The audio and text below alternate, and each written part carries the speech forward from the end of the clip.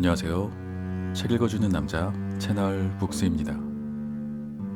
오늘 소개해드릴 책은 김상균 교수님이 지은 메타버스 2 2편입니다. 플랜 B 디자인 출판이고요.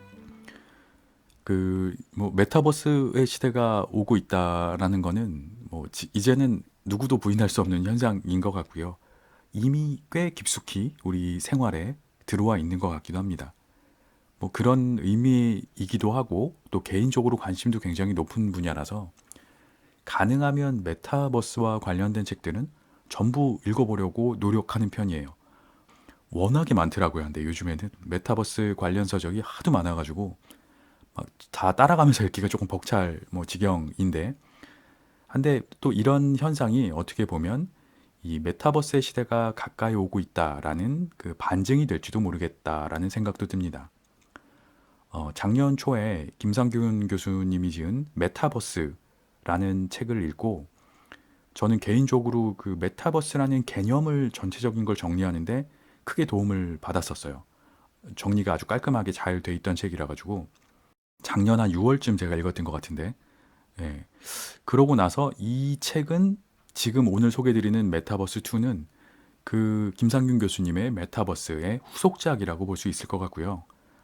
1편이었던 메타버스가 기본적인 개념 정립이라거나 이제 이런 현상에 중점을 둔 책이라면은 이 책은 그런 메타버스로 인해서 우리의 삶이, 그리고 산업이나 이런 전반적인 우리 환경이 어떻게 변해갈지 그런 것들을 이야기하는 책입니다.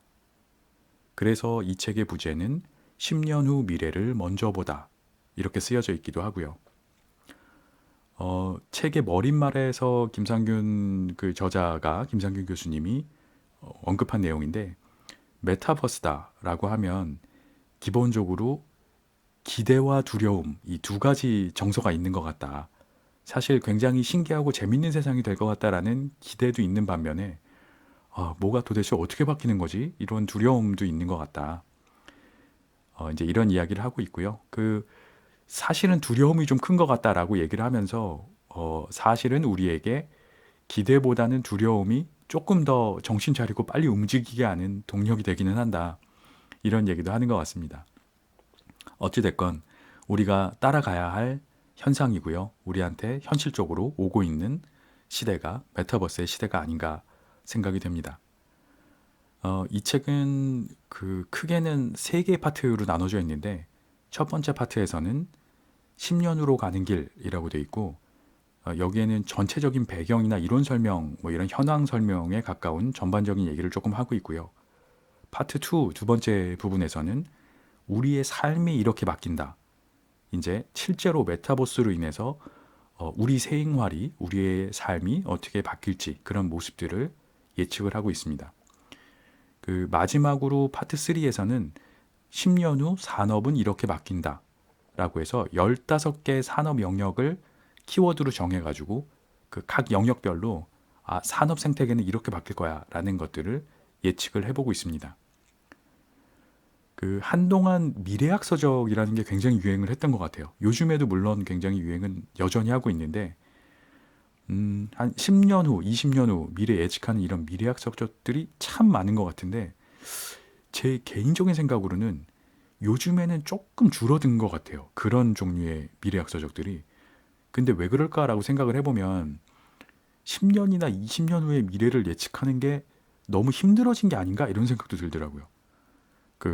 세상이 바뀌는, 특히나 기술의 발전 속도가 너무 빠른 속도로 진행되기 때문에 사실은 2, 3년 후 모습도 예측하기 힘든 게 요즘 세상이다 생각이 들고요. 어떤 트렌드 서적 같은 것들, 트렌드 코리아 이런 것도 보면 그 전에 가을쯤 보통 출판이 되는데, 그 다음에 1년 뒤를 예측하는 것도 사실은 그 1년이 다가오면 막상 변해 있는 경우도 많다.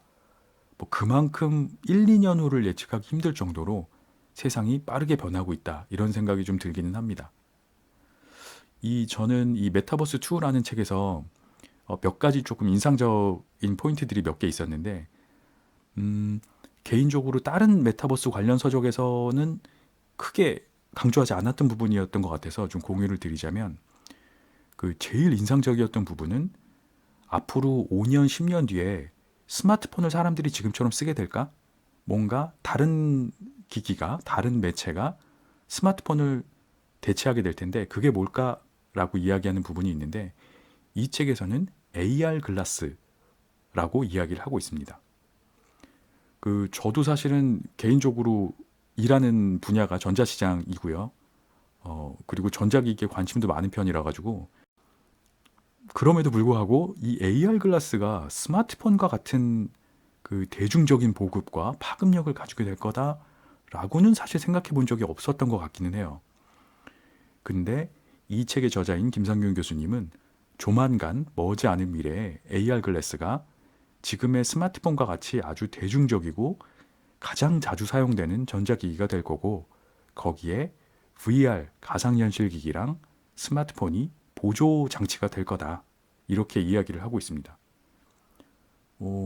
머지않은 미래에 지금 모든 사람들이 스마트폰을 들고 다니는 것처럼 대부분의 사람들이 AR 글라스를 끼고 다닌다. 이렇게 생각하니까 굉장히 다른 미래처럼 보여지긴 합니다. 완전히 다른 세상일 것 같긴 하더라고요.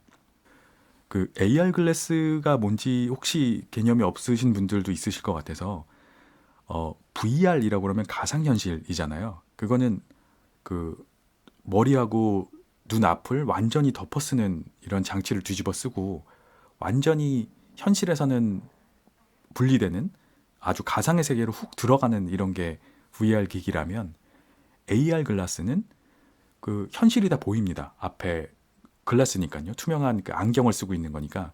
그런데 거기에 전자장치가 보조가 돼 있어서 거기 그 안경 안에 뭐 어떤 정보라든지 뭐 전화를 걸고 받고 문자, 카톡을 주고받고 어떤 검색을 하면 거기에 대한 정보 이런 것들이 그 안경의 디스플레이에 나오는 거예요.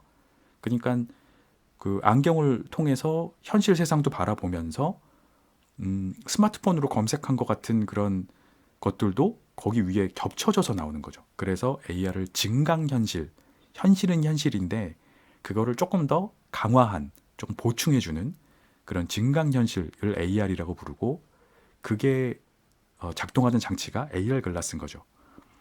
뭐 안경을 끼시는 분들은 본인이 쓰고 있는 안경에 붙이는 장치처럼 나올 수도 있고요. 아니면 안경의 형태로 아주 전자 장치가 나올 수도 있고 이제 그런 것들이 스마트폰처럼 모든 사람에게 퍼지게 될 것이다. 이런 주장이 메타버스 2에서 저는 가장 강력하게 왔던 주장이고 메시지였던 것 같습니다. 그 뭐 설마 뭐 빠른 시간 안에 그렇게 되겠어라고 생각하실 수 있는 분들이 여전히 많으실 것 같고요. 근데 실제로 그 이미 페이스북이죠. 메타라고 이름을 바꾼 메타나 구글, 마이크로소프트, 스냅 등 이런 뭐 세계적인 기업들이 벌써 일부는 상용화를 했어요. AR 글라스를. 구글 글라스라는 거는 벌써 몇 년 전에 사실은 먼저 나오기도 했었고 개발이 아주 열띠게 진행 중이라고 하니까 머지않은 시점에 모든 사람들이 AR 글라스를 끼고 다니는 그런 모습을 볼 수 있지 않을까. 뭐 역시 기대와 두려움이 있는 그런 세상이 될 것 같습니다. 뭐 또 다른 포인트에서 이 책에서 재밌었던 부분은 메타버스니까요. 이 책이 메타버스에 대한 부분인데 역시 그 어떤 부동산적인 측면에서의 접근이었어요. 메타버스를. 이런 메타버스 세상이 더 가속화가 되면 아마 10년 후쯤에는 사람들이 물리적인 우리가 살고 있는 이런 도시라는 거에 덜 집착하게 될 거다. 이런 이야기가 있습니다. 사실 우리나라는 인구 분포가 굉장히 불균형한 걸로 유명하죠. 뭐 대한민국 인구의 한 5분의 1, 1000만 명가량이 서울이라는 한 도시에 살고 있고 뭐 경기도 수도권을 다 포함하면 한 2천만 명 되죠. 한 5명 중에 2명은 서울을 포함한 수도권에 몰려 사는 아주 기형적인 인구 분포죠. 근데 뭐 어쩔 수 없는 것이 모든 뭐 경제, 문화, 정치 다 서울과 수도권에 다 집중돼 있죠. 그러니까 사람들이 모일 수밖에 없는 거고 뭐 물리적으로는 행정 수도를 세종시로 옮기고 여러 가지 뭐 지방에 투자도 하고 이런 균형 발전을 추진을 하고는 있지만 사실은 뭐 조금 쉽지 않습니다. 또 도시를 제외한 그 비도시 지역 과학의 발전이라는 거는 거의 사실은 쉽지 않은 그런 물리적인 제약들이 지금 있는 상태인데, 만약에 이런 메타버스가 활성화돼서 사람들이 그 물리적인 도시나 현실이 아니라 메타버스 안에서 생활하는 시간이 점점 늘어난다면, 뭐 아침에 일어나서 출근하는 것부터 퇴근하는 업무 시간 동안 메타버스 안에서 생활하고, 뭐 문화생활 뭐 이런 것도 다 메타버스 안에 들어가서 하고, 극장으로 가는 것이 아니라 뭐 이런 식이 된다면 어쩌면 도시에 대한 집착이 좀 줄어들지도 모르겠다, 뭐 이런 생각이 듭니다. 뭐 높은 연봉을 받는 고액의 일자리, 뭐 문화생활, 화려한 문화생활 극장들, 뭐 공연장, 공원, 이런 것들이 전부 메타버스 안에 조성이 되고, 그 안에서 즐기기 충분한 정도로 발전을 한다면 굳이 인구 밀도가 높고 집값 비싸고 교통 안 좋은 그런 중심지의 도시에 집착할 이유가 있을까? 오히려 조금 외곽으로, 자연이 있는 외곽으로 나와서 더 넓은 집 같은 가격에, 그래서 메타버스나 가상현실 어떤 그런 것들을 충분히 즐길 수 있는 장치들을 다 깔아놓을 수 있는 뭐 그런 식의 시대가 온다라면, 뭐 지금 여러 가지 그 부동산 정책들이 나오고, 사실 요번 대선에서도 제일 이슈가 됐었는데, 이 메타버스의 활성화야말로 집값 안정화를 위한 최고의 부동산 정책이 될 수도 있지 않을까, 뭐 이런 생각도 해보게 됩니다. 10년 후에 메타버스 시대를 살아갈 우리들한테 그러면 제일 필요한 덕목은 뭘까? 마지막으로 이제 이런 부분을 좀 생각해 보게 되는데요. 저자는 그 해답을 사피엔스와 네안데르탈인의 경쟁에서 찾고 있습니다. 지금 현생 인류, 우리가 사피엔스죠. 현재 살아가고 있는 우리 인류. 한데 사피엔스와 마지막까지 경쟁했던 종이 네안데르탈인이었는데, 사실은 네안데르탈인이 사피엔스보다 몸집도 훨씬 크고, 지금으로 치면은 종 자체가 다들 그 럭비 선수 같았다라고 해요. 몸집이 다 크고 훨씬 강한데 왜 네안데르탈인이 아니라 사피엔스가 살아남았을까요? 그거는 바로 손해의 차이였다라고 이야기합니다. 그 전체적인 뇌 용량은 사피엔스나 네안데르탈인이나 비슷했지만, 사피엔스의 손해가 한 8배 정도가 더 컸다고 합니다. 네안데르탈인보다. 근데 이 손해에서 담당하는 것이 언어, 집중력, 사회적인 관계를 가지는 그런 능력, 이런 거랑 관련이 되어 있는 거예요. 그러니까 한마디로 정의하자면 결국 소통이 가능하다라는 거죠. 사회적 관계를 집중해서 언어를 사용할 수 있게 되니까 소통이 되는 거죠. 그 힘이 사피엔스를 지금 우리가 현생 인류가 되도록 만든 힘이고, 아마 이런 능력은 메타버스의 시대에도 발휘되지 않을까. 그래서 사피엔스의 특징인 소통을 잘하는 집단이 사회적 유대감을 더 가지고 힘을 발휘하게 될 거다. 메타버스 내에서도 어떻게 서로 소통하고 사회적인 유대감을 유지할 수 있느냐, 아마 이것이 관건이 될 것 같다. 뭐 이런 이야기를 하고 있습니다. 메타버스의 시대가 오면 아마 많은 부분에서 변화가 생길 겁니다. 기술적으로도 그렇고요. 정서적으로도 더 그럴 것 같고요. 뭐 기본적으로는 조금 더 개인적이 되고 사람들이 서로 간의 유대가 좀 약해지지 않을까, 이런 생각이 듭니다. 모여서 했어야만 되는 일들을 서로 떨어져서 또 할 수 있고, 서로 만나는 그 대인관계의 기회들이 조금 더 줄어들게 되지 않을까, 이런 생각이기 때문에. 그런데 이런 가운데에서 사피엔스의 장점인 언어와 집중력, 사회적인 관계 능력을 잘 발휘하는 사람이 결국에는 메타버스의 시대에서도 더 많은 것을 얻게 되지 않을까 생각을 해보게 됩니다. 이런 소통과 공감의 능력은 결국 다른 사람을 이해하는 데서 시작되게 되겠죠. 그리고 다른 사람의 입장을 간접적으로 체험해보고 이해하는 데에는 사실 책만큼 좋은 방법이 있을까 싶습니다. 결국에는 메타버스 시대에도 책을 많이 읽고 다른 사람과의 관계에 능통한 사람이 적응하기 좋을 것 같다. 뭐 이런 결론을 내려보게 됩니다. 뭐 메타버스의 결론이 책으로 끝나는 것은 저는 어쩌면 당연한 일이다라고 생각을 하면서 잠시 후에 앞에 부분을 조금 읽어드릴 텐데요. 메타버스 시대를 너무 두려워할 필요도 없고 또 너무 핑크빛으로만 생각할 것도 아니고 결국에는 우리가 적응해야 될 현실이다라고 생각을 합니다.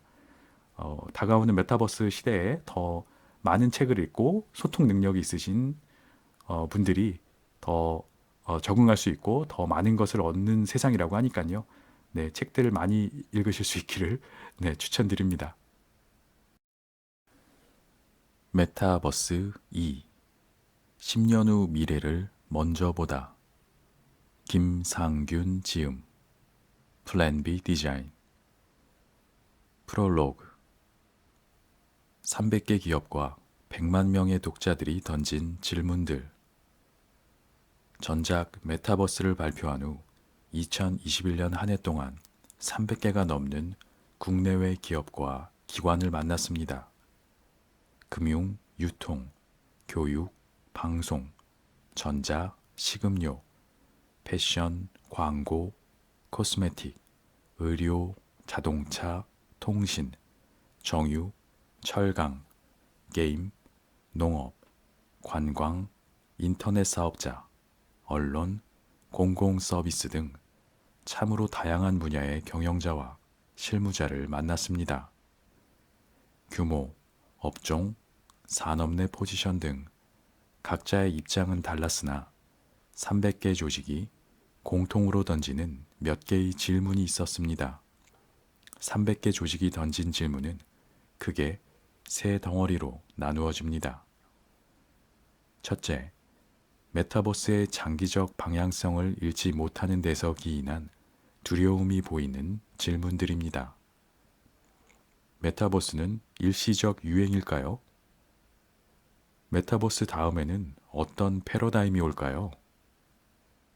메타버스는 산업 지형에 어떤 영향을 줄까요? 둘째, 경쟁 기업, 시장, 소비자의 움직임에 대한 궁금증이 드러나는 질문들입니다. 글로벌 기업들은 무엇을 준비하고 있나요? 사람들은 왜 메타버스를 갈망할까요? 모든 사람이 메타버스를 쓸 수 있을까요? 셋째, 추진 대상, 방법, 자원 활용에 관한 고민이 보이는 질문들입니다.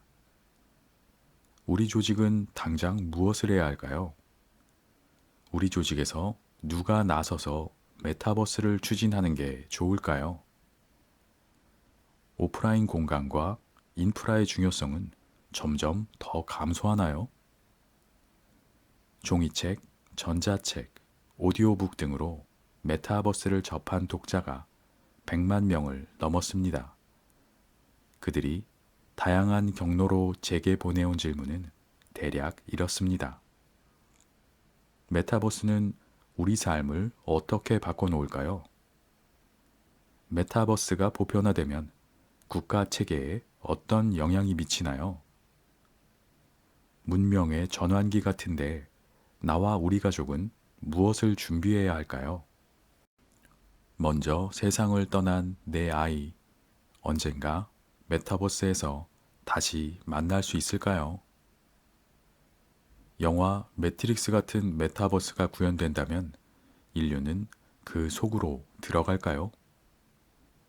독자들의 질문에서는 새로운 세상과 삶의 방식에 관한 걱정과 호기심이 느껴집니다. 거대한 조직과 개별 독자들에게서 1년 동안 받은 질문들에서 저는 크게 두 종류의 감정을 느꼈습니다. 기대와 두려움입니다. 그들이 품은 의문에는 기대보다 두려움이 더 크게 담겨 있었습니다. 기대와 두려움, 이 두 감정은 인간을 움직이는 원동력입니다. 기대는 긍정적 정서이고 두려움은 부정적 정서이니 현 상황이 좋지 않다고 느낄 수 있습니다. 그러나 제 생각은 좀 다릅니다. 기대와 두려움 모두 인간을 움직이게 합니다. 그러나 기대보다는 두려움이 우리를 조금 더 빠르게 움직이게 합니다. 기대보다 두려움이 있을 때 우리는 한 번 더 묻고 좀 더 섬세하게 준비합니다. 서로에게 묻고 섬세하게 준비해서 빠르게 움직일 수 있는 이런 상황이 나쁘지 않다고 봅니다. 다만 두려움 뒤에 기대를 함께 품고 나아갔으면 합니다. 저는 이런 기대를 품고 있습니다.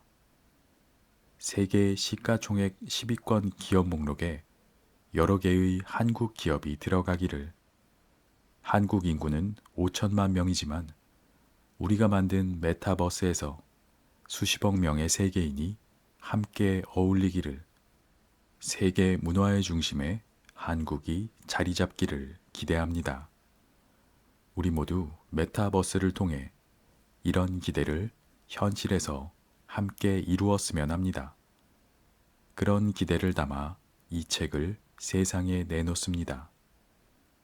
2022년 봄 인지과학자 김상균. 빅테크 거인들의 야심.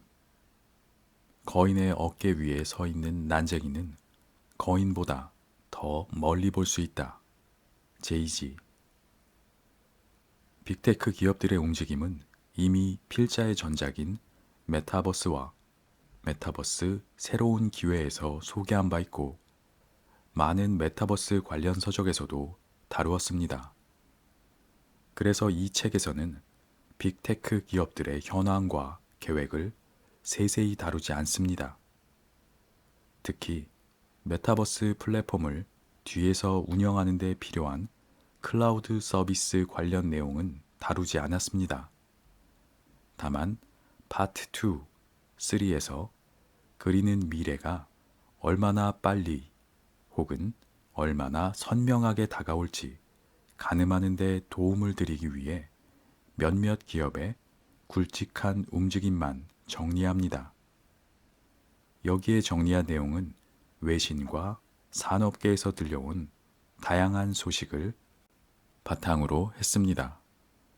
관련 내용에 대한 좀 더 상세한 정보나 소식이 궁금하다면 본문에서 언급한 내용들을 키워드로 삼아 최신 언론 보도를 찾아보면 됩니다. 메타, 모든 메타버스의 중심을 꿈꾸다. 페이스북은 2021년 10월 28일 회사 이름을 메타로 변경했습니다. 2021년 여름과 가을에 불거진 내부 고발 사건을 희석하기 위한 포장일 뿐이라고 폄하하는 이들도 있었지만 분명한 건 페이스북이 사업 분야와 방향성을 큰 틀에서 바꾸려 한다는 것입니다. 메타가 그리는 메타버스는 클릭하면 먼 곳에 있는 정보에 바로 도달할 수 있는 인터넷처럼 시 공간을 초월해서 사람들이 만나고 어울릴 수 있는 터전으로 인터넷의 다음 단계입니다. 대표적으로 몇 개의 플랫폼과 프로젝트가 관련되어 있습니다. VR 기기에 기반한 호라이즌이 대표적입니다. 호라이즌은 사용자들이 자신의 아바타로 가상 세계에 모여 일, 게임, 소통 등을 하는 공간을 제공합니다. 장기적으로는 홀로그램까지 계획하고 있습니다. 이런 방법을 통해 사람들이 멀리 떨어져 있어도 공간을 공유하며 함께 있다는 물리적, 사회적 실제감을 느끼게 해주려는 것입니다. 이는 SF 영화에서 많이 다루었던 텔레프레전스와 비슷한 접근입니다. 메타는 VR 기기처럼 머리에 뒤집어 쓰는 형태의 장치인 프로젝트 캠브리아를 공개하기도 했습니다. 캠브리아는 기존에 출시한 오큘러스 퀘스트 2와는 별도 제품입니다. 즉, 퀘스트 2는 별도로 버전 3, 4로 선보일 예정이고 캠브리아를 고급 제품으로 준비하고 있습니다. 캠브리아 외부에는 카메라가 장착되어 있어서 주변 환경을 인식하고 고화질 영상을 촬영합니다. 촬영된 영상은 고글 내부의 디스플레이에 가상 오브젝트와 함께 나타납니다. 이런 형태를 패스스루 증강현실이라고 합니다. 사용자가 캠브리아 기기를 착용하고 거실 테이블에 앉으면 거실 풍경이 그대로 보입니다. 테이블에는 두 친구가 앉아 있고 테이블 위에는 가상 보드게임이 펼쳐져 있습니다. 캠브리아 기기에는 사용자의 얼굴과 눈동자를 추적하는 센서가 장착될 예정입니다. 센서는 사용자의 표정에 따라 아바타의 표정을 다양하게 바꾸어주고 눈동자를 추적하여 사용자의 시선에 따른 각도의 영상을 표현하게 됩니다. 현재 대부분의 VR 기기는 머리에 장착하고 고정한 상태에서 눈동자를 옆으로 돌려도 영상의 각도를 바꿀 수 없습니다. 머리를 움직여야 영상의 각도가 달라집니다. 캠브리아는 이 문제를 해결하려는 접근입니다. 또한 현재 B2C로 판매되는 VR 기기의 대부분은 사용자의 표정을 읽어내지 못합니다. 이는 VR 기기 사용자의 감정 전달에 큰 장애 요인입니다. 이런 문제를 극복하고자 동작, 감정 버튼을 배치하기도 하지만 버튼 종류는 제한되어 있고 사용자의 의도를 실시간으로 반영하기에는 어려움이 있습니다. 캠브리아가 표정을 제대로 전달한다면 VR 기기 사용자들 간의 사회적 실제감은 크게 향상될 것입니다. 메타버스 공간이라고 해서 사용자들이 반드시 아바타로 나타날 필요는 없습니다. 자신의 모습 그대로 상대방과 같은 공간에 존재할 수 있습니다. 메타가 만들고자 하는 메타버스를 위해서는 플랫폼, 기기, 콘텐츠 모두 중요합니다.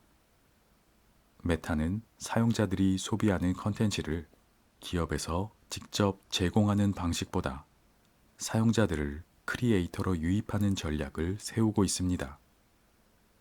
메타버스 콘텐츠 크리에이터 육성에 1억 5천만 달러를 투자하기로 발표한 상태입니다. 이러한 계획을 바탕으로 향후 10년 안에 10억 명이 메타버스를 사용하게 만들 것이며 메타버스에서 디지털 상거래 생태계를 수조 달러 이상으로 성장시키겠다고 포부를 밝혔습니다. 이 과정에서 플랫폼 제작, 운영, 컨텐츠 크리에이션과 유통 분야에서 새로운 일자리를 창출한다는 계획입니다. 애플, 새로운 기기로 판을 바꾸겠다. 애플은 2020년 5월 넥스트 VR을 1억 달러에 인수했습니다.